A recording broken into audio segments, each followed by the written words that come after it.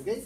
Y el modelo sigue una distribución binomial, ¿ya? Pero aquí consideramos de que estamos hablando de una población en la cual existiesen dos formas alélicas. ¿Qué significa eso?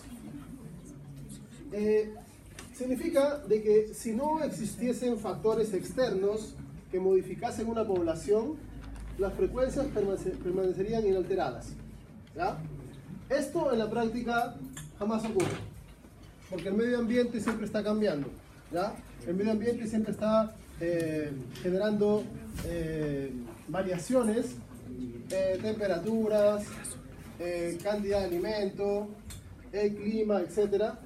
Con lo cual vamos a encontrar de que normalmente estas proporciones no suelen mantenerse, ¿ok?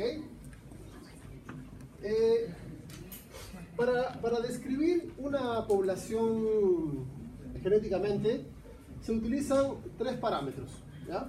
Las frecuencias alélicas, también llamadas frecuencias génicas, las frecuencias genotípicas, que son la frecuencia de los genotipos en una población, y las frecuencias fenotípicas, ¿ya?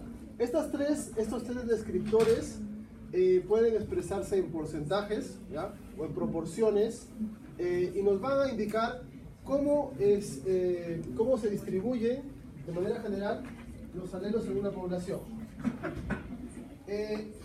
Esta distribución se deriva del análisis inicial de un individuo, ¿ok? Y determinando cuánta sería la cantidad de gametos que podría formar de un tipo u otro tipo, ¿ya? Por ejemplo, consideremos un individuo que es heterocigoto, ¿ya? Heterocigoto para el gen A. Si es heterocigoto, tendrá en su genoma el alelo A mayúscula y el alelo A minúscula, ¿ok?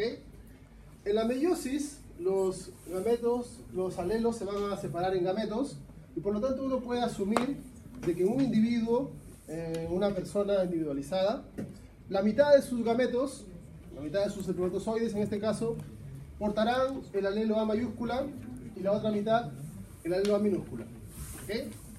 Entonces podríamos decir de que la frecuencia en este caso se da valores de P y Q, de cada alelo sería 0,5, porque es la mitad del total de gametos que van a formar parte de la siguiente generación, si consideramos un solo individuo, ¿ya? De manera similar, ahí tenemos el ejemplo, ¿okay? Si yo quiero sacar cuál sería la frecuencia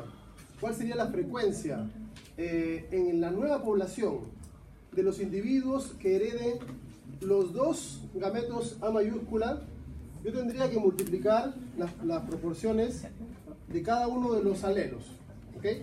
Yo tengo este individuo que es heterocigoto. La mitad de sus gametos llevan el A mayúscula, la mitad de la minúscula.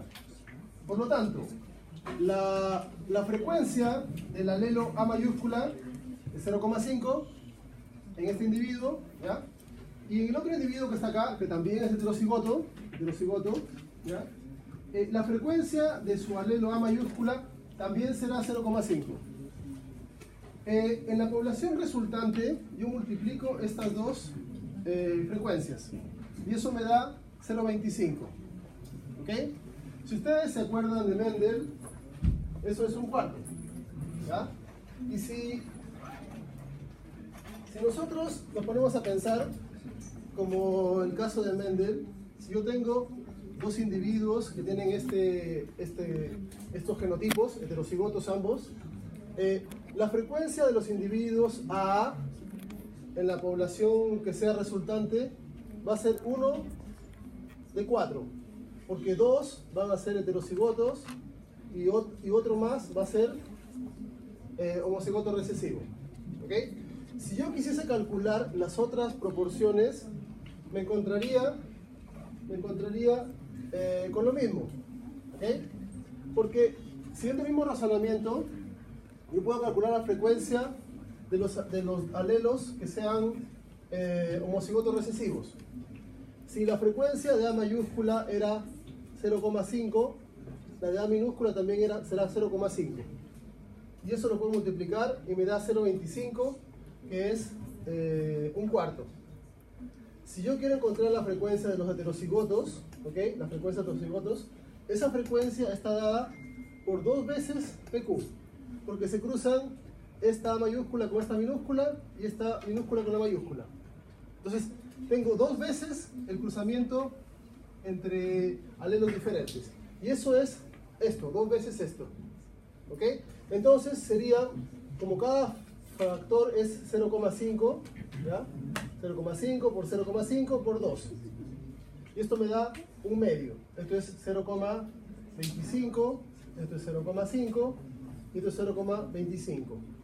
Entonces, lo que Mendel determinó para un individuo, también lo podemos aplicar a una población, ¿ya? En el sentido de que si yo conozco la frecuencia de los gametos, yo puedo determinar cómo va a ser la cantidad de descendientes. ¿Ok? En una persona, en un individuo, si es heterocigoto, sus gametos siempre van a ser 0,5, 0,5. Pero yo en una población, yo podría encontrar que como hay individuos que son homocigotos, heterocigotos, etc., la frecuencia de los alelos no necesariamente va a ser 0,5, pero entre los dos siempre va a ser un 100%. Así que, por ejemplo, si la frecuencia de este es 0,8, la frecuencia de este otro tiene que ser necesariamente 0,2. Y utilizando el mismo razonamiento, el mismo cálculo de distribución, este factor, el binomio, ¿ya? P cuadrado, 2PQ, Q cuadrado, igual tendría que hallar las frecuencias en la descendencia. ¿Ya? Vamos a hacer un ejemplo a ver si les quedó más o menos claro. Imaginen esta población, ¿ya? Yo tengo acá una población que tiene individuos de 3 tipos, ¿ya? Homocigoto de un tipo, alelos A1,1, heterocigoto, homocigoto para el otro alelo, ¿ok? Tengo 15, 30 y 5, ¿ya? Si yo quisiese calcular la frecuencia de genotipos, yo lo que necesito hacer es cuántos hay en el total de la población y ver cuántos de cada genotipo hay. ¿Ok? Aquí la sumatoria es 50. ¿Cuántos individuos hay de genotipo A1,1? 15. Entonces, ¿cuánto sería la frecuencia de este genotipo? ¿Cómo lo hago? 15 entre 50. Y eso es 30%. 0,3. ¿Ya? Si quiero hallar la frecuencia de esto, ¿cuánto sería? 60. Y de esto, 10. ¿Ok? Esas serían las frecuencias genotípicas. Entonces, las frecuencias genotípicas, en general, lo que a mí me van a indicar es cuántos individuos de cada genotipo hay en la población, porcentualmente. ¿Ya? Porcentualmente. Imaginemos de que en este caso existe, como dice ahí, codominancia. Si hay codominancia, los 3 genotipos serán diferentes. Por lo tanto, las frecuencias genotípicas serán iguales a las fenotípicas. ¿Cierto? Pero si en lugar de ser codominancia, el alelo A1 tuviese dominancia sobre el A2, ¿cómo serían las proporciones de las frecuencias fenotípicas? 90 y 10. ¿Entendieron?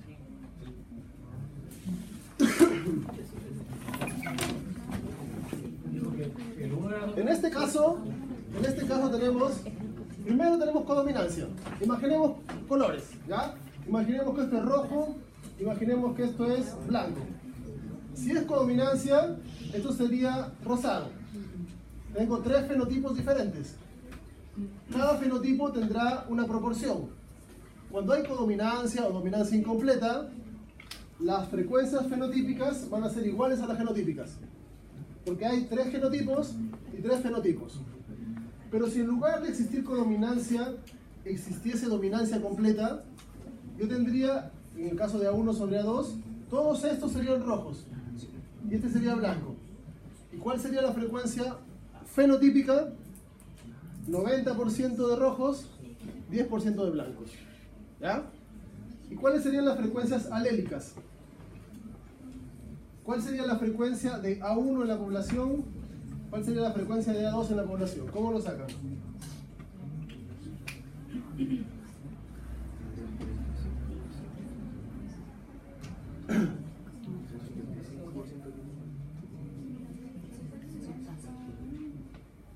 No, no son 50-50. A ver, contemos los alelos, ¿ya?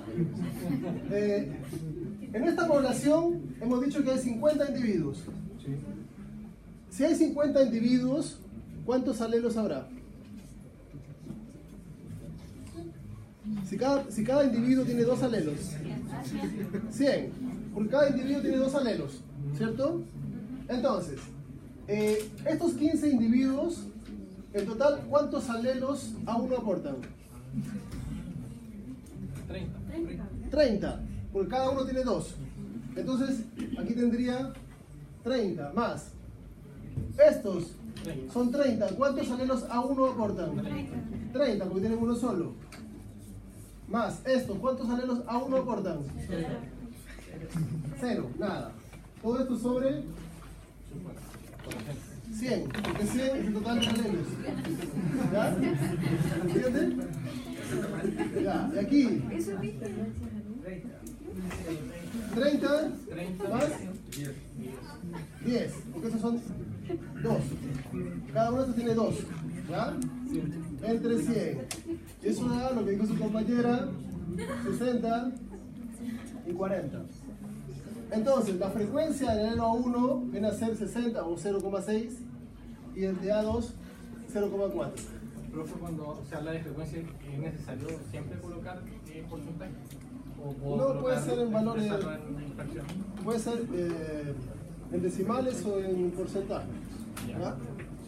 0, algo o una fracción de 1%. ¿Ya? ¿Quedó claro la diferencia entre cada tipo de frecuencia? ¿Ya? Entonces, de esta manera uno puede determinar en la población las diferentes frecuencias. ¿Ya? Fenotípicas, etc. Vamos a ver si quedó más claro.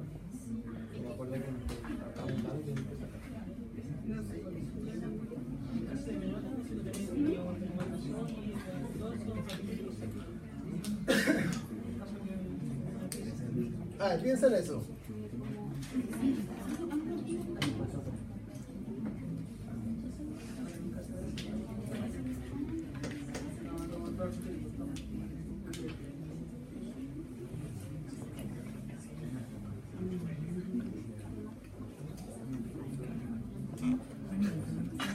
Hay dos cosas que deben tener presentes siempre cuando vayan a resolver ejercicios como estos. ¿Ya? Las frecuencias, la suma de las frecuencias alélicas siempre tiene que ser 1. La suma de todos los alelos de un tipo más de otro tipo siempre tiene que ser el 100%. ¿Ya? Y la suma de las frecuencias genotípicas también siempre tiene que ser 1. ¿Ok? Entonces, según la población, el 40% de los individuos son RH positivo. ¿Ya? Calcular el porcentaje de heterocigotos. ¿Cuál me está pidiendo? ¿Cuál de las frecuencias? Esta. ¿Cierto? Entonces, para hallar esto necesitamos hallar los valores de P y de Q. ¿Cierto? ¿Cómo hallamos esos valores? Me dice que en la población el 40% son RH positivo dominante sobre RH negativo. ¿Cierto? RH positivo domina sobre RH negativo. Entonces, ese 40%, ¿qué me está representando de la población?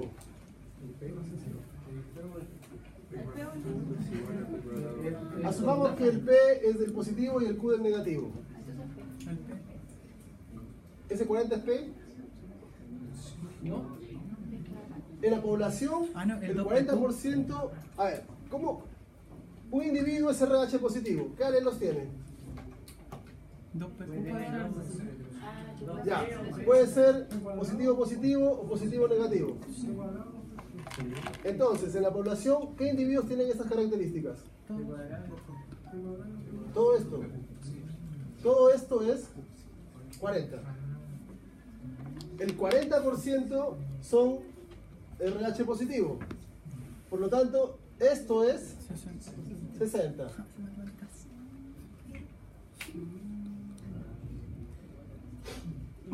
Ahora tienen 60 y 60 es Q cuadrado. Ahora pueden sacar Q. ¿O no? Entonces Q sería la raíz de 60.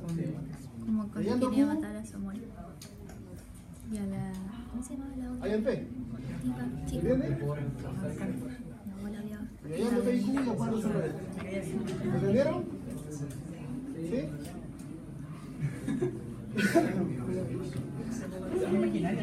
Entonces, lo que estamos diciendo, el porcentaje de heterocigotos es 2PQ. ¿Ya? Entonces, lo que hay que calcular primero es Q. ¿Ok? Porque esto es lo que yo tengo claro, porque esto es recesivo. ¿Ya?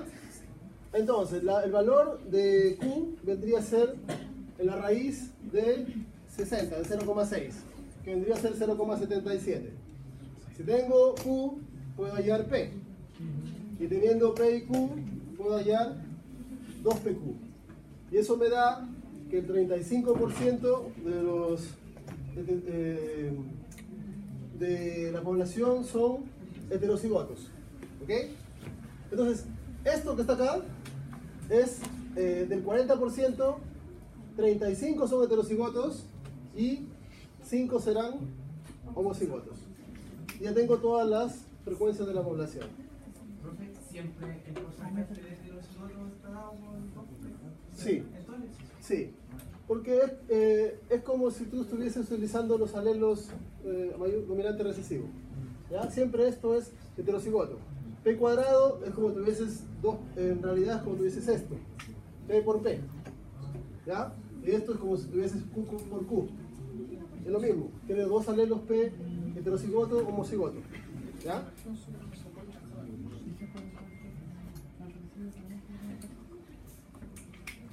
Ok. Entonces, uno puede determinar si una población está en equilibrio o no, si es que las frecuencias genéticas de esa población con la población resultante, con la población hija, son iguales. ¿Ya? Ese es el principio básico de Harvey-Wendel. Si ustedes determinan las frecuencias de una población, las frecuencias genéticas, las frecuencias alélicas, y con esas frecuencias ustedes calculan las frecuencias de la siguiente población, ustedes podrían, si encuentran que son iguales, podemos decir que la población está en equilibrio. ¿Ya? Si no, vamos a indicar que la población no se encuentra en equilibrio y podemos hacer las razones de por qué no se encuentra en equilibrio. ¿Ya? Profe, Sí. ahí es donde sale la A minúscula relacionada con la Q elevado al cuadrado, ¿siempre va a ser así? ¿Esto que está acá? Sí, y lo... Esta es la frecuencia de alelos que va a haber en la población si tú lo mides de aquí hacia allá. Si tú tienes que todos los gametos son A minúscula, entonces ninguno será A mayúscula. Conforme tú vas bajando en la población, los alelos que son homocigotos de este tipo, van aumentando estos y van aumentando los heterocigotos. Pero los heterocigotos aumentan más rápido que los homocigotos. Porque en general en la población recuerda que hay el doble de heterocigotos que homocigotos, de cada tipo de homocigoto. ¿Ya? Por eso es que las curvas son así. Esta es la función de binomio cuadrado, en términos ¿Eso generales. se mantiene? Se mantiene siempre esto, P cuadrado, PQ, P cuadrado. ¿Ya? Hagamos otro ejercicio a ver si les queda claro. ¿Ya? Tenemos esta población. ¿Ya? Aquí hay dominancia completa. Rojos, blancos. ¿Ya? Esto es el número de plantas de cada uno de los genotipos. Entonces, hagan el cálculo de las frecuencias alélicas. Es decir, calculen P y Q. A ver cuánto les sale. Traten de hacerlo. Frecuencias alélicas.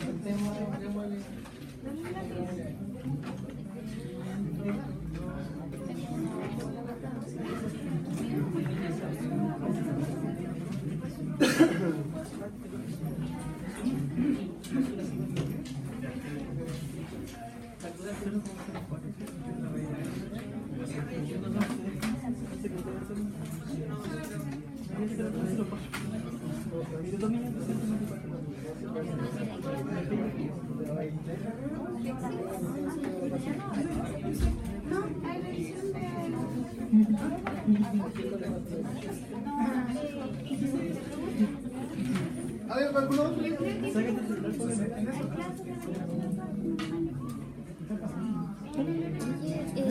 Mañana sí.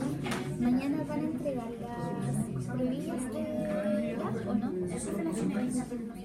Estos son el número de individuos. Para hallar las frecuencias genotípicas o genéticas. Esto es el total. Con eso hallas la cantidad de frecuencias, las frecuencias genotípicas. No, las frecuencias alélicas.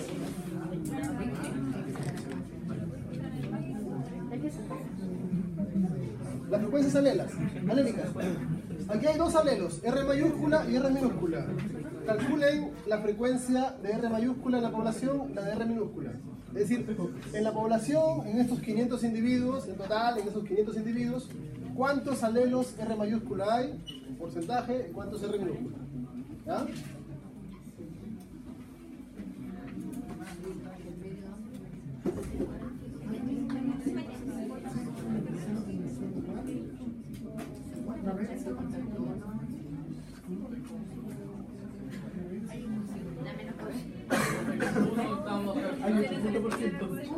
Esa es la frecuencia genotípica.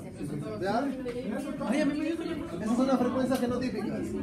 ¿Quieren las alélicas? ¿Cómo calculan las alélicas? ¿Ah? No con la raíz. Tienen que contar en la población. Si tenemos 500 individuos, ¿cuántos alelos hay? 1000. De los 1000 alelos, ¿cuántos son R mayúscula, cuántos R minúscula? Entonces, estos 320, ¿cuántos alelos R mayúscula tienen? 640, más 160. Todo eso entre 1000. Y los R minúsculas serán 160 más 40. Profe, pero es lo mismo si lo hago sin multiplicarlo por 2. ¿Cómo se multiplicarlo por 2? 320, tomar como 320, más la mitad de ese sería 80, más la mitad de partido 500. Puedes hacerlo de dos formas, pero tomando la mitad. ¿Sí? O duplicas estos o das la mitad de estos, porque al final te va a dar la misma proporción, pero entre 500, no entre 1000. Sí, es lo mismo, como lo quieras calcular, ¿ya? Pero al final de cuentas considera de que este siempre tiene la mitad de este. Sí, porque la mitad de nosotros. ¿Ya? Ya. Entonces, tendríamos 640 más 160 entre 500 y eso también entre 500. ¿Ya? Y eso sale 0,8 y 0,2. ¿Ok? Entonces, el valor de P sería 0,8 y el valor de Q sería 0,2. ¿Ok? Si yo tengo los valores, estos son valores que he sacado de esta población. Si yo tengo los valores de P y Q, yo puedo sacar los valores que van a aparecer en la siguiente generación. ¿Ok? Porque yo puedo utilizar la fórmula cuadrática. Si tengo P, puede ser P al cuadrado y ese será el valor de los homocigotos dominantes de la siguiente generación. Si tengo Q, puedo elevar Q al cuadrado y será el valor de la frecuencia de los homocigotos recesivos de la siguiente generación. Y si obtengo este valor 2pq, serán la frecuencia de los heterocigotos. ¿Ya? Lo pueden ver como si fuese un cuadro de Punnett. ¿Ya? Ya no hablamos de un individuo, hablamos de una población. Pero en la población igual existen los dos tipos de gametos. Los gametos que llevan el dominante y los gametos que llevan el recesivo. ¿Ok? Aquí tenemos de los espermios, aquí tenemos los óvulos. ¿Ya? Entonces, en la distribución normal de Mendel, esto era 1, 2, 1. Pero aquí no utilizamos esos valores, sino que utilizamos las frecuencias que obtuvimos para P y para Q. ¿Ok? Entonces, esto multiplicado por esto me da la frecuencia de los homocigotos dominantes. ¿Ya? Esto Q al cuadrado y me da la frecuencia de los homocigotos recesivos. Y P por Q, porque aquí Q con P, aquí P con Q. Son dos veces, está copiado. Por eso que 2PQ. Porque dos veces obtenemos la mezcla de heterocigotos. ¿Ok? Entonces, todo eso me da como valores 0,64, 0,32, parece, y 0,04. ¿Ya? Y esos valores, ¿ya?, que están ahí, son iguales a los que obtuve en la primera población. 0,64, 0,32, 0,04. Con estas frecuencias alélicas, en la siguiente generación, yo obtuve lo mismo. 0,64, 0,32, 0,04. Eso significa que esta población estaba equilibrada, porque la población original tenía estas frecuencias y la población resultante también tiene estas frecuencias. ¿Ya? Y obviamente si tiene estas frecuencias, las frecuencias de los gametos van a ser evidentemente las mismas. ¿Ya? Esta es una población en equilibrio.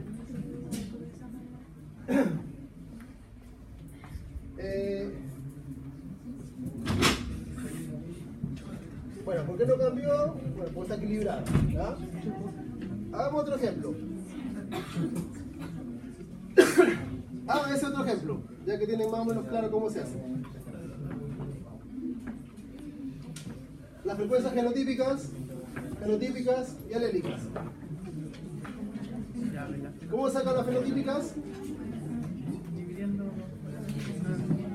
Todos los verdes y todos los naranjas. ¿Cuánto hay de cada uno? 300%. No, el total. 0,65 de ver.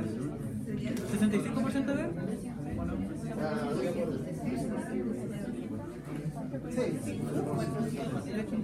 Y el otro sería 20, ¿Ah? 35. Ya. Las fenotípicas, 65-35.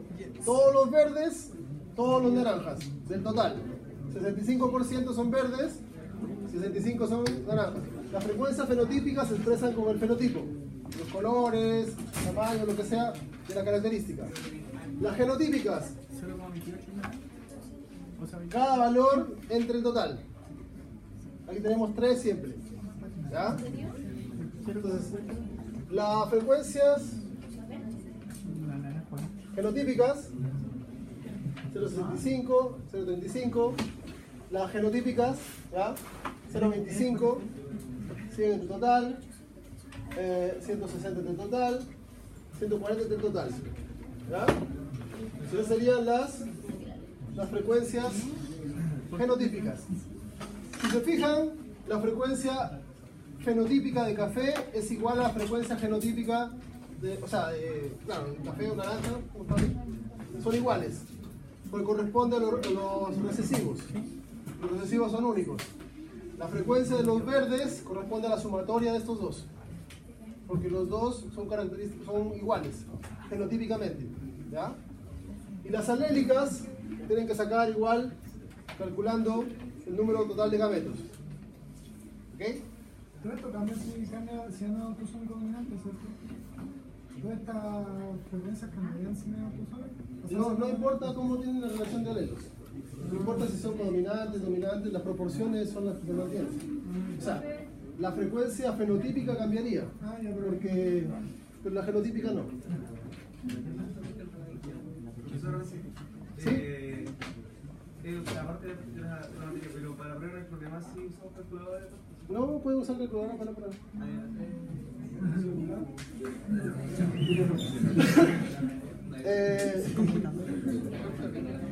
Las frecuencias alélicas serían 0,45 y 0,55, ¿ya?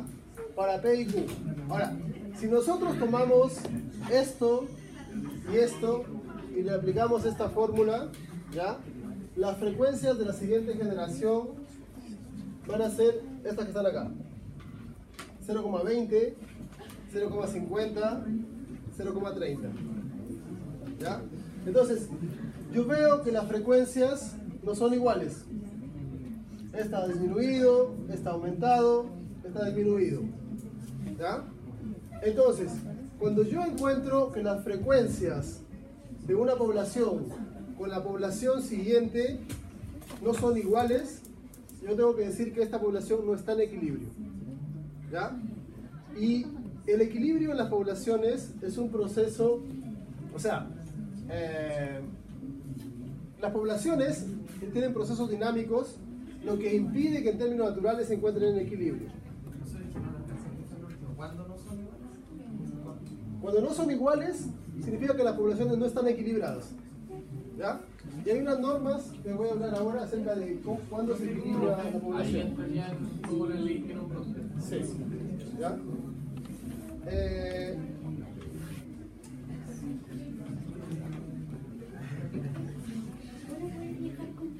Ya.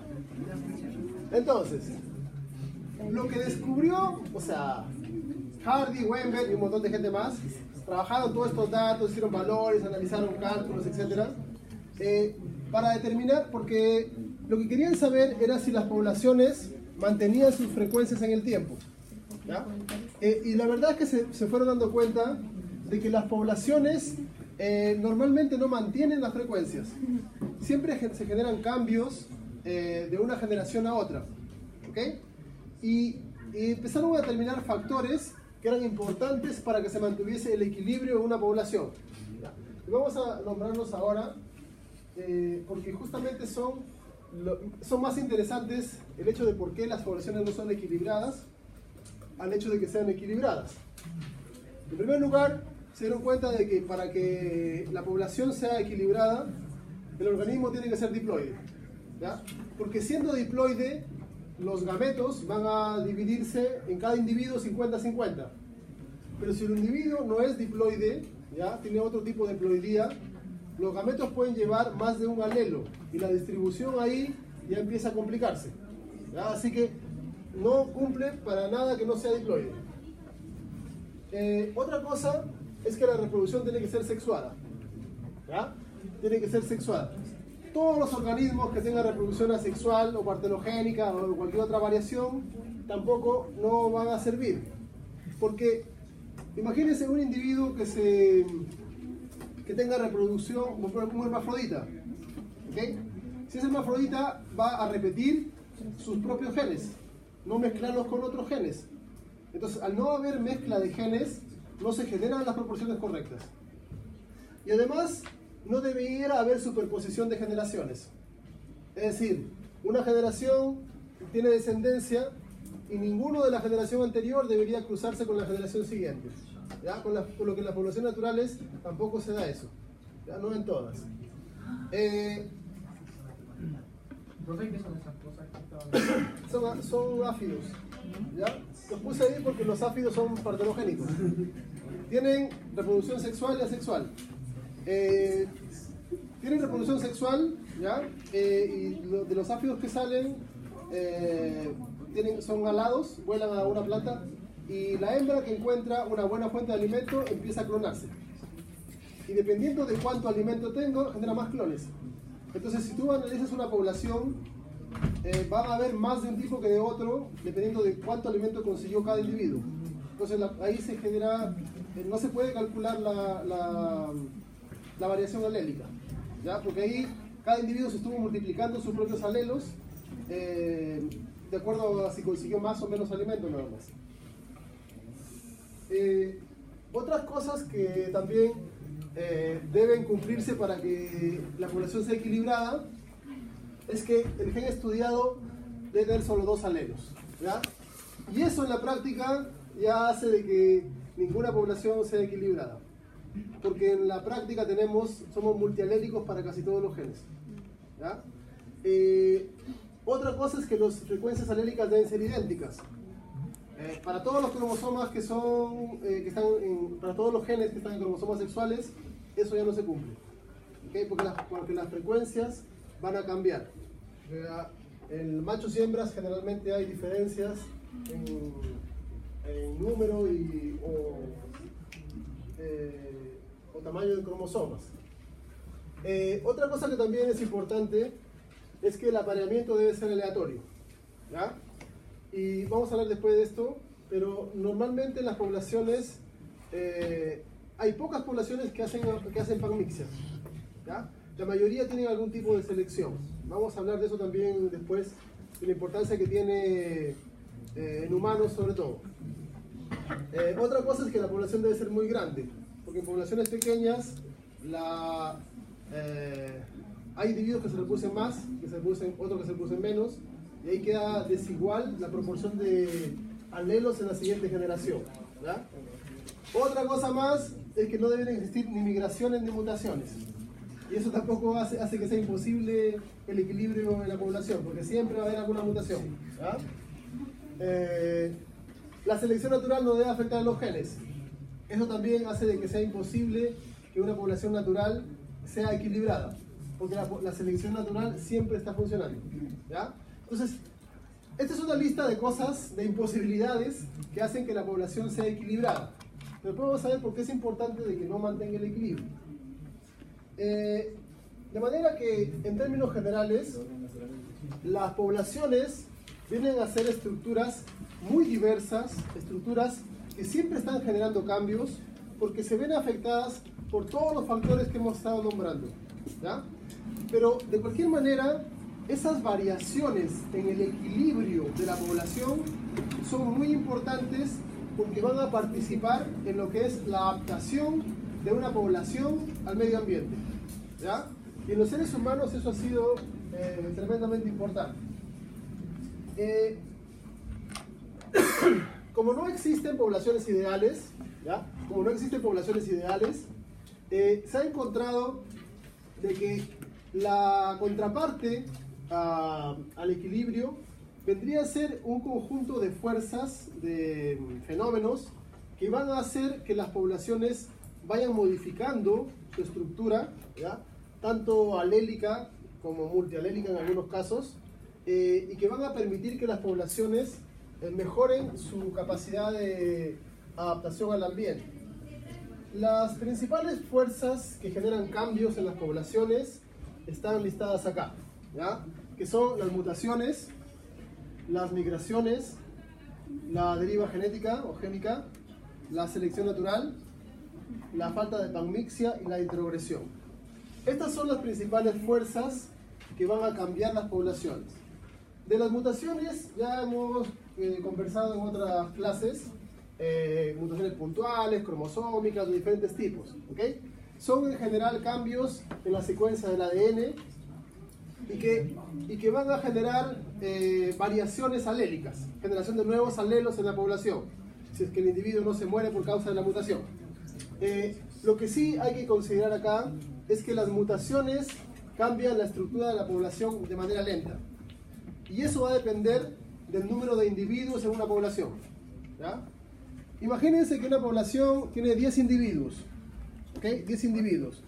Y en esa población, uno de los individuos tiene una mutación, ¿ok? Es probable que en la siguiente generación de ese grupo, en la siguiente generación, varios de los individuos presenten esa mutación, ¿ok? Un porcentaje importante. Imaginemos de que cada individuo tenga 2 hijos, la siguiente población tenga 20 hijos, 20 personas, al menos 2 o 3 tendrán la mutación, ¿ok? Pero imaginen ahora lo mismo en un grupo de 1000 personas.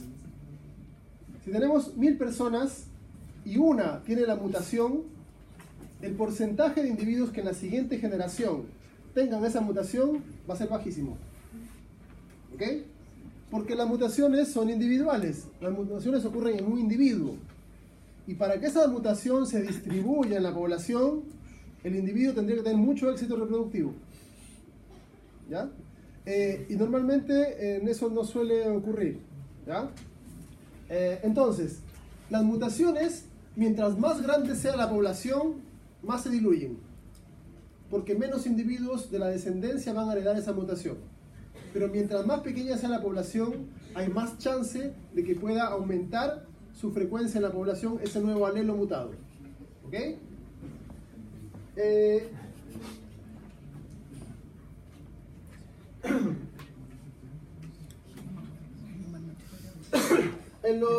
los humanos se han encontrado una enorme cantidad de parásitos, ¿ya?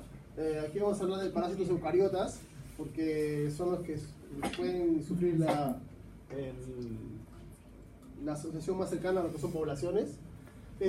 Y se han determinado diferentes tipos de mutaciones a lo largo del tiempo que han ido condicionando la generación de patógenos nuevos, o patógenos con mejores capacidades, con mayor resistencia a tratamientos, a antibióticos, etc. Y existen una gran cantidad de lista de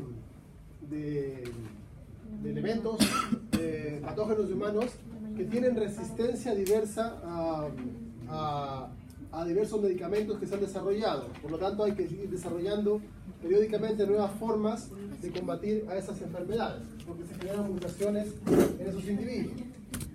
Una cosa que sí quiero aclarar es que las mutaciones normalmente no aparecen como respuesta al ambiente, y es algo que uno suele confundir, ¿ya? Uno piensa de que uno genera, por ejemplo, en el caso de los patógenos que estábamos hablando, uno piensa de que el hecho de que uno utilice antibióticos hace de que se generen mutaciones, ¿ya? Y eso no es en realidad así. Lo que pasa es que las mutaciones ocurren al azar, aleatoriamente. Y normalmente las mutaciones ocurren antes de que se genere un cambio en el medio ambiente que puede favorecer al mutante o desfavorecerlo. ¿Okay? El caso de la Vistodes betularia ejemplifica eso, ¿ya? Se dice de que cuando llegó la industria y se pusieron oscuros los abedules, apareció esta mariposa. En realidad esta ya existía. Existían mariposas negras, ¿ok? Existían, pero la frecuencia de la población era baja, porque eran las que más se comían las plantas, porque más se notaban en los árboles. Pero cuando cambió el ambiente y se hicieron oscuras las cortezas por la contaminación, estas aumentaron su frecuencia, porque las aves se comían más a las que se notaban más, ¿ok? Entonces, la mutación no aparece como resultado de respuesta al ambiente, sino que la mutación es al azar. Puede ocurrir antes de que cambie el ambiente, después de que cambie el ambiente, pero si la mutación es beneficiosa, se podría conservar, ¿ya? Entonces, no se genera una mutación que a propósito beneficie a un ambiente nuevo, sino que el ambiente cambia y los que ya tenían la mutación se ven beneficiados. Así funciona, ¿ya? En ese caso fue como prácticamente selección natural, algo así. Es selección natural, o sea, la mutación existía de antes y después lo que llevó a que aumente la población de negras fue la selección, ¿ya? Entonces, cuando tú cambiaste el ambiente, cambiaste las condiciones de selección, y eso es lo que hizo de que aumente la cantidad de negras, ¿ya? ¿Y no hay ningún tipo de mutación que sea directamente asociada al cambio del ambiente? O sea, hay ambientes que pueden generar mutaciones, ¿ya? Por ejemplo, un individuo que trabaje en rayos X tiene más tendencia a mutaciones, ¿ya? Ahora, eso no significa de que la persona va a desarrollar genes de más resistencia. Lo más probable es que desarrolle cáncer, ¿ya? Entonces, para que se genere un ambiente así, tendría que haber, no sé, una zona de desastre nuclear y tener ahí un montón de individuos. Y dentro del montón de individuos, algunos podrían mutar en esas condiciones porque se genera más mutación, y podría ser que algunas mutaciones sean beneficiosas para contrarrestar eso mismo. Pero esa sería una condición como más cercana a que el ambiente te esté generando más mutaciones. Pero eso sería coincidencia. La mutación es aleatoria. Si la mutación sea beneficiosa, eso es coincidencia. Es coincidencia, es aleatorio. Solo que si en una población hay un mutante y la población no ha cambiado, ese mutante podría no tener ninguna ventaja significativa. Pero si por alguna razón el ambiente cambia y él se ve beneficiado, tendrá más descendencia y eso generará de que el alelo aumente en la población. Entonces estuvo siempre dentro de la capacidad de la especie sobrevivir. Sí. Siempre las mutaciones van como de la mano con esto de la selección natural. Sí. Las mutaciones en general son aleatorias. Ocurren en cualquier momento y en cualquier individuo. Lo que va a generar de que un alelo aumente o no, o alelo mutado aumente o no, va a ser si es que por alguna razón el ambiente cambia y eso lo beneficia. Porque si el ambiente cambia y no lo beneficia, tampoco va a aumentar ese alelo de la población. ¿Ya? Por ejemplo, le voy a hacer un ejemplo de un cambio. Yo había leído sobre el oso polar. ¿Ya? Y se supone que el oso normal migró de Canadá, migró hacia el polo. ¿Ya? Pero entonces siempre existió el oso polar. No. El oso polar es una especie que se derivó de un oso parecido al oso pardo. Ya. ¿Ya? Una especie anterior. Lo que pasa es que en la zona en la cual vivían esos osos había inviernos extensos. Entonces, aparentemente, no se sabe exactamente cómo ocurrió, pero tuvo una mutación, en general, una mutación que cambió primero el pelaje, ¿ya? Porque después cambió otras partes de la estructura, otras mutaciones posteriores. Pero en ese cambio del pelaje salió beneficiado, porque como era blanco, tenía mejor facilidad para acercarse a las presas y capturarlas. Pero eso fue coincidencia. Eso no fue coincidencia. No, fue causa por coincidencia. Podría haber, de hecho, en la naturaleza ocurren de manera aleatoria en animales, hay montones de ejemplos de animales albinos. Pero en una selva, en una sabana, en otra parte no te sirve. Un animal albino no te sirve. Lo mismo pasó, por ejemplo, con el zorro ártico. El zorro ártico también es blanco. Derivó de un zorro que era igual café, naranja, pero le sirvió esa mutación. Entonces, un animal, un tigre, por ejemplo, en la selva, que sea albino, lo va a cazar. Se distingue muy fácilmente. Va a ser difícil. Entonces, no le representa una ventaja. Ahora, si de repente hay un tigre albino y empieza a haber una nevada enorme, va a verse favorecido. Si cambian las condiciones del ambiente, pasarían y habría muchos tigres albinos en regiones así. ¿Ya? Entonces, las mutaciones siempre ocurren. Lo que pasa es que cuando justo tras la mutación hay un cambio del ambiente y ese animal se favorece, aumentan en la población. ¿Ya? Entonces, si yo tiro un oso normal al polo norte, no puedo de ninguna manera esperar que salga un oso polar por ahí. Tendrías que tener mucha suerte para que tenga descendientes mutados justo en lo que tú quieres. ¿Ya? Probablemente la mutación del albinismo ha ocurrido montones de veces, como te digo, en montones de animales. Tuvo la suerte de que en ese ambiente le favoreció, y al dejar más descendencia se extendió más la población. Y de hecho, ahora que están los polos retirándose, tienen problemas los osos polares, porque están más al sur y tienen problemas para conseguir comida.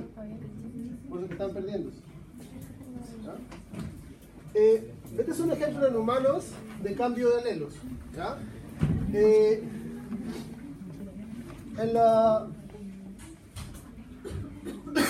En cambio, la frecuencia de alelos. ¿Ya? En los humanos existen dos alelos para una proteína que hace desaturación de ácidos grasos, ¿ya? En la cual hay un alelo que produce desaturación y produce naturalmente en las personas cierta cantidad de ácidos grasos omega 3 o 6, y en otras personas existe alelo que no hace eso, ¿ya? Durante la etapa previa al neolítico, los humanos eran cazadores, recolectores, pescadores, y por lo tanto, como consumían frecuentemente pescado, estos son algunas poblaciones en Europa, no necesitaban ese alelo que produjese omega 3, no lo necesitaban. Entonces se encontró, analizado montones de restos, de que la frecuencia del alelo que no necesitaba esa capacidad era mucho más alta. Y en cambio el alelo que sí producía era mucho más baja. Pero en el neolítico se generó un cambio. Porque en el Neolítico el ser humano aprendió a cultivar. Y al empezar a cultivar, su alimentación cambió bastante. Cambió de lo que son caza, animales, pesca, a plantas. Entonces ahí se empezó a hacer importante el alelo que producía ácidos desaturados, ¿ya? Y eso se ha visto que se ha incrementado. Entonces, la frecuencia de las mutaciones han estado del principio, pero dependiendo de las condiciones, puede un alelo bajar o subir. ¿Ya? ¿De acuerdo? En este caso, cambio de alimentación simplemente. Pero eso sería netamente por la sobrevivencia de las personas que... Claro, porque las personas que se alimentaban de plantas y no tenían este alelo tenían desventajas, porque los ácidos grasos insaturados son importantes para muchos procesos, de la membrana, de la neurona, etc. Entonces, eso genera una menor sobrevivencia, eso genera menor descendencia, por lo tanto, deja menos hijos comparado con otro que deja más hijos, y la población va aumentando el otro. ¿Ya?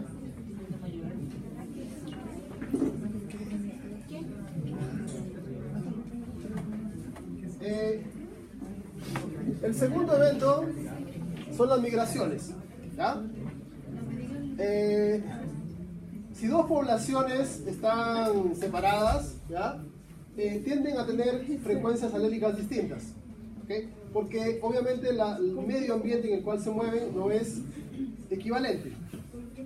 Entonces, si un grupo de gente migra, traerá otras frecuencias alélicas. O si dos poblaciones se juntan, también se considera migración, cambiará la frecuencia de la población nueva, ¿ya? A ese movimiento de genes se le denomina flujo genético. Y en términos generales puede representar variaciones importantes en las poblaciones, ¿ya? En adaptaciones, en resistencia a patógenos, ¿ya? En capacidad de movilizarse, capacidad olfativa en la búsqueda de comida, etcétera, etcétera. En humanos, las migraciones han sido muy importantes, ¿ya? Y todavía lo siguen siendo, porque han configurado un mapa étnico bastante peculiar, siendo que somos una de las especies mamíferas más abundantes que hay. En este caso se muestra la distribución de 3 especies de humanos, ¿ya? El Homo erectus, los neandertales y el Homo sapiens, ¿ya?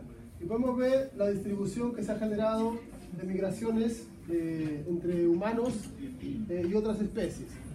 Otras especies no alcanzan, por ejemplo, el Homo erectus alcanzó África y la parte de Surasia, ¿ya? El Homo neandertal es toda la parte europea.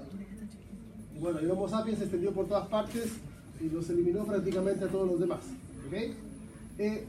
Ya si consideramos migraciones posteriores, podemos encontrar rastros, y se han hecho hartos estudios, por ejemplo, con genes específicos de mitocondria, que son de herencia materna, o genes específicos de cromosoma Y, ¿ya? Secciones de cromosoma Y, y se han encontrado todas las formas en que se ha movilizado el ser humano. Y al movilizarse, no se movilizaba todo el grupo, sino que un grupo se quedaba y otro grupo se movilizaba. Y normalmente los grupos que se movilizaban no tenían las mismas frecuencias que los originales. Y eso generaba poblaciones con nuevas variantes. ¿Ah? Este es un mapa de migración desde en la época de 1500 en adelante, que fue la época de las grandes conquistas. Ya todos los europeos se movieron hacia afuera, ¿ya? Los chinos también, ¿ya? Asiáticos, los hindúes, todas las migraciones que han habido. Y en la actualidad las migraciones más importantes son del medio oeste hacia Europa, ¿ya? De América Latina hacia Estados Unidos, del Asia también hacia Estados Unidos, o estas zonas arábicas. Entonces, todo esto reconfigura permanentemente la población humana. En la actualidad nosotros podemos considerar que todas estas migraciones afectan el pool de una población. Por ejemplo, acá en Chile está sufriendo una gran cantidad de migración con lo cual es probable que en el futuro se vean cambios en las frecuencias de numerosas características que en la actualidad no se están considerando, ¿ya? Pero es importante considerar este ejemplo. Otro evento que altera la población es la deriva genética. La deriva génica, traducida en palabras más comunes, vendrían a ser como el azar o la suerte en la generación de descendencia. ¿Okay? En cada evento de fecundación hay un azar. Podría ser que este gameto o este otro gameto genere la fecundación. Y eso va a llevar de que exista cierto grado de aleatoriedad, ¿ya? Pero también la deriva genética puede ser causada por efectos externos.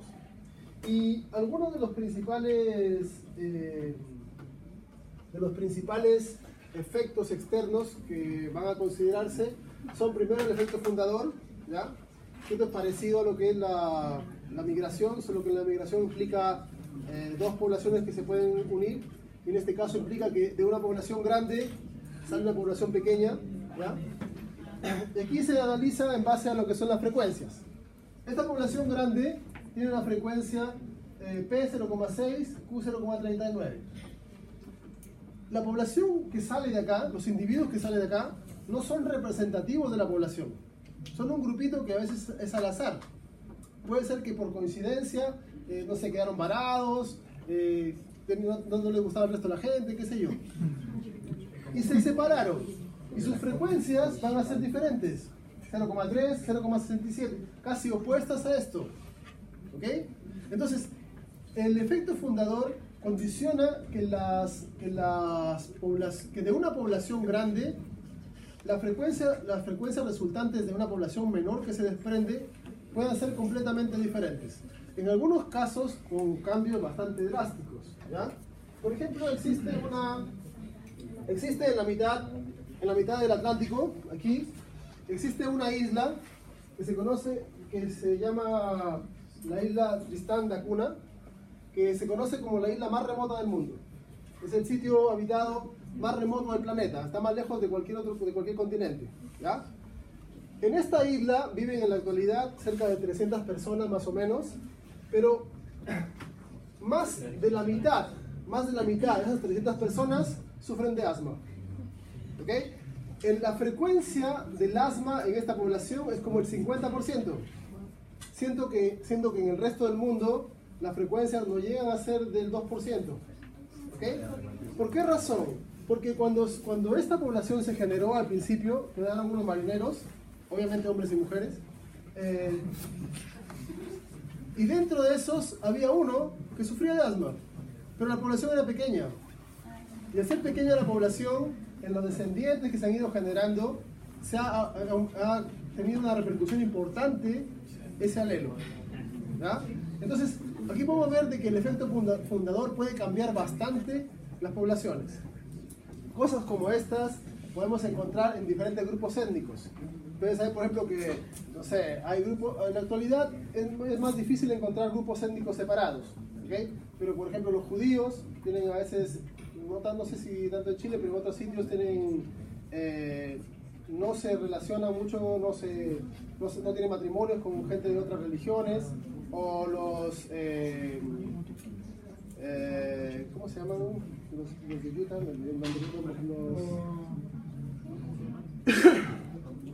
bueno, hay varias agrupaciones en las cuales son restrictivos en los matrimonios. Los Amish, por ejemplo, ¿ya? Entonces, en esos grupos generalmente se puede encontrar mayor frecuencia de ciertos alelos para enfermedades, ¿ya? Enfermedad de Crohn, otras enfermedades similares, o diabetes, etcétera, que no se encuentran tan altas en el resto de la población, ¿ya? Eso también es efecto fundador.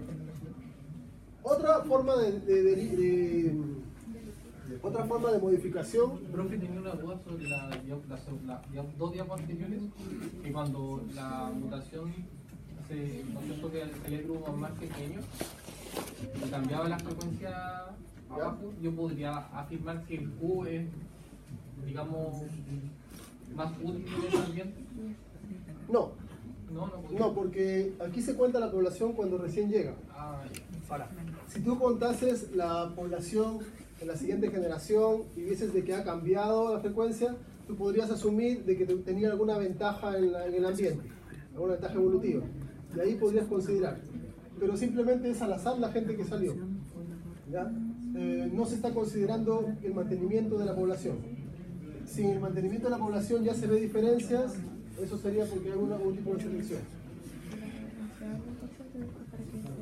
El cuello de botella es cuando ocurre una catástrofe. ¿Ya? Hay limitaciones de espacio, aparece un patógeno nuevo. ¿Ya?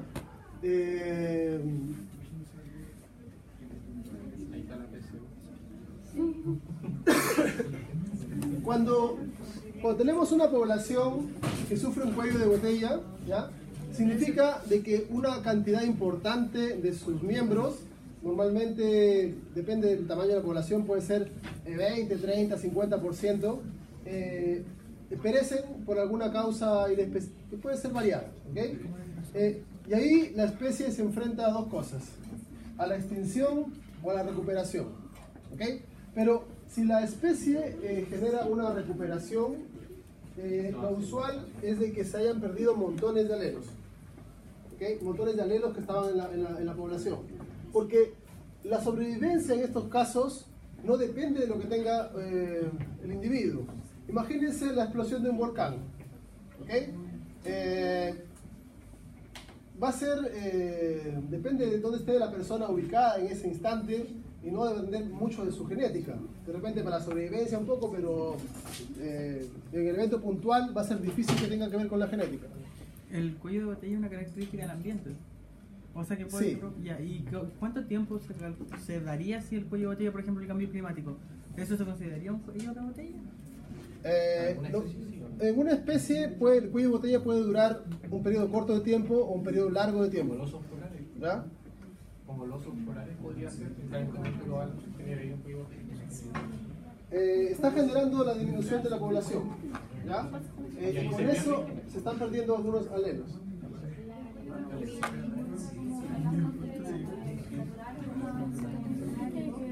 También. Sí, eventos exógenos, aleatorios. ¿Ok? Por ejemplo, de hecho, este es un ejemplo que iba a dar ahora.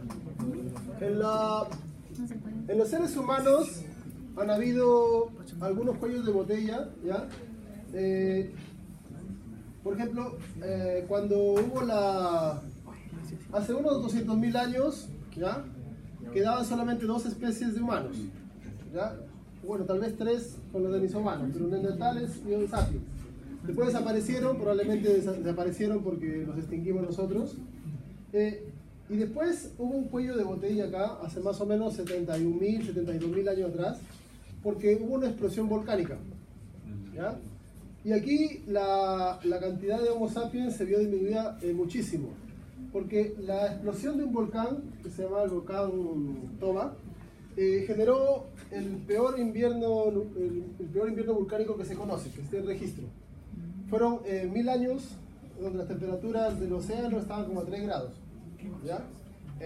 Entonces, la cantidad de gente que se murió ahí fue altísima. Y después se han recuperado. Y después, bueno, el ser humano se ha recuperado y también lo que mencionó su compañera, la peste negra, que fue una de las catástrofes grandes, sobre todo en Europa, con varias repercusiones después en Asia y en otras partes, también generó que un cuarto de la población mundial desapareciera. También fue un cuello de botella importante, ¿ya? Pero los seres humanos nos hemos recuperado demasiado también. ¿Una misma especie puede hacer como el efecto cuello de botella en la misma especie? Por ejemplo, una guerra y se muriera así la se mayoría. considera como cuello de La botella. Segunda Guerra Mundial. También Específicamente, bueno, no alcanzó, creo. sí, lo que pasa es que en la Segunda Guerra Mundial ya había mucha más gente en el mundo. Entonces, si bien se calcula que han sido entre 18 y Pero por 30 ejemplo, si millones, ajustáramos la población, dijéramos solamente europea, Europa, sí, claro que sí. Se puede considerar para la población europea un cuello de botella importante. ¿Ya? Aquí se muestra lo que yo decía del volcán. ¿Ya? Por esas casualidades de la vida, ¿sabe qué pasó con el volcán? ¿Está activo todavía? ¿No? ¿O dónde está? Es un volcán que está, es el volcán, está en Indonesia. Se llama el volcán Toba. ¿Ya? No me acuerdo exactamente dónde está. Pero no es de los más grandes. Como para ver. Toba, los volcanes se categorizan desde 1 hasta 7. ¿Ya? Y existen en la actualidad que son considerados 3 volcanes de categoría 7, que son el que está en Yellowstone, hay uno que está en Siberia y hay uno que está en el Asia, no me acuerdo exactamente dónde. Y se están estudiando otros más para ver si son de más categoría o no. Pero activos, solamente el de Yellowstone está no activo, pero con actividad intermitente. ¿Ya? Se decía que la laguna del Maule era un supervolcán, pero en realidad se hicieron estudios el año pasado y tiene categoría 6 algo. ¿Ya? No es tan grande como... ¿Ya? Pero es un volcán grande.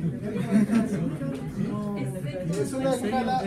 No, a ver, la calificación de volcanes tiene que ver con cuánta cantidad de material son capaces de botar. Se mide en millones de kilómetros cúbicos. ¿Ya? Cuando los genes que pasan el cuello de botella son genes que favorecen. No.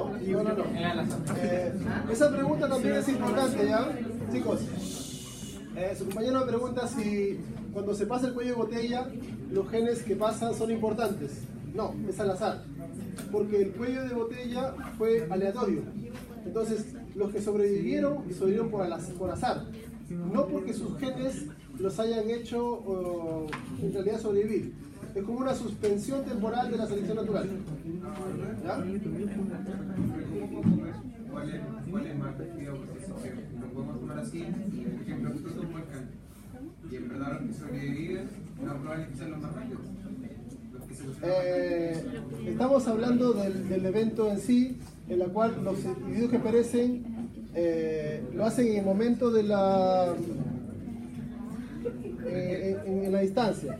No el hecho de que tú después trates de sobrevivir a los rezagos de lo que pasó. ¿Ya?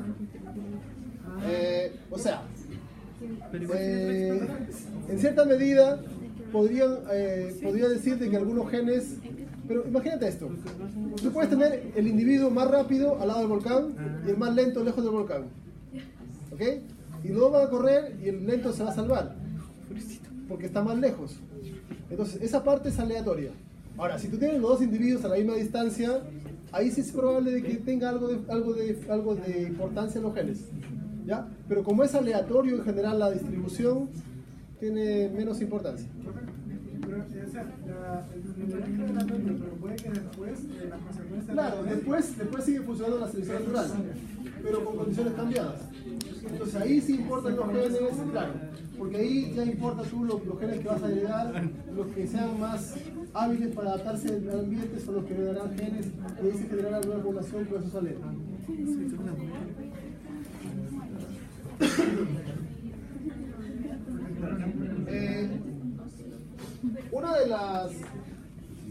Uno de los cuellos de botella grandes que ha tenido América ha sido la época de la conquista, ¿ya? En realidad los españoles y los otros europeos que llegaron a América mataron a hartos nativos, pero nunca tanto como las enfermedades que trajeron, ¿ya? Las enfermedades que trajeron de Europa diezmaron muchísimo las poblaciones. De hecho, se calcula que en toda el área de que es Centroamérica, el 90% de la población desapareció. No por causa de las guerras o de la conquista, sino esencialmente por causa de las enfermedades que para la sarampión, varicela, viruela, que no tenían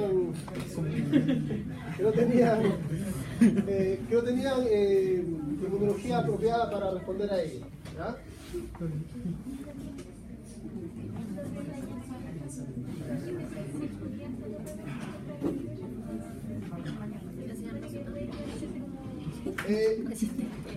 Otra forma también se considera la alteración de recursos, ¿ya? Algunos la consideran junto con cuello de botella, otros separada. La he puesto ahí separada porque para dar otro ejemplo. Pero si los recursos se ven alterados, obviamente que una parte importante de las poblaciones no van a lograr sobrevivir, ¿ya? El agua,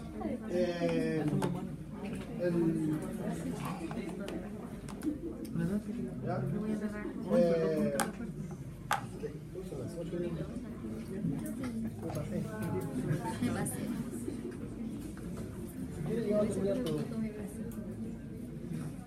Ya,